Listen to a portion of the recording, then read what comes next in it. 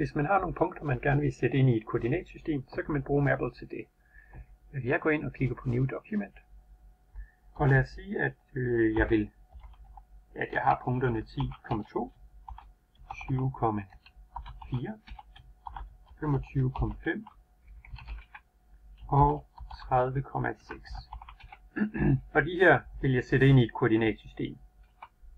Så går jeg over i Math Mode, og det kan jeg godt lige bare trykke på F5.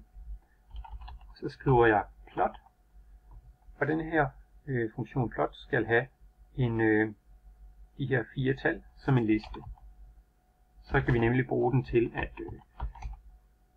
tage punkter i koordinatsystemet. Så det er x-værdierne i en liste, og så siger jeg komma og begynder på en ny liste. Og så skriver jeg y-værdierne ind. 2, 4, 5 og 6. Og de her firkantede parenteser, dem laver jeg her på mit Windows-tastatur ved at holde knappen Alt GR nede, som der er til højre på mellemrumstasten, og så trykker jeg på 9. Okay. Hvis jeg bare får Mabl til at tegne det, jeg har skrevet her, så forbinder den punkterne med linjer, og det er ikke helt det, vi vil have. Så derfor går jeg ind og siger Style, delete midpoint. Så får vi nogle små punkter her. Dem kan jeg gøre lidt større ved at skrive symbol size er lige med 20. Så bliver det lidt større, lidt nemmere at se. Og jeg kan fjerne de her huller, der er i de her diamanter ved at skrive symbol er lige med solid diamond. Okay. Vi kan se at x-aksen den går fra 10 til 30.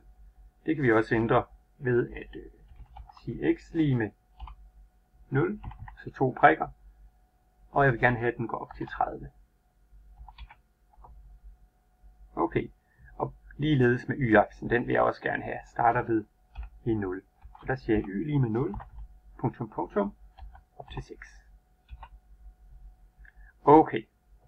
Så nu har vi et rimeligt koordinatsystem her. Så man kunne tilføje grid lines.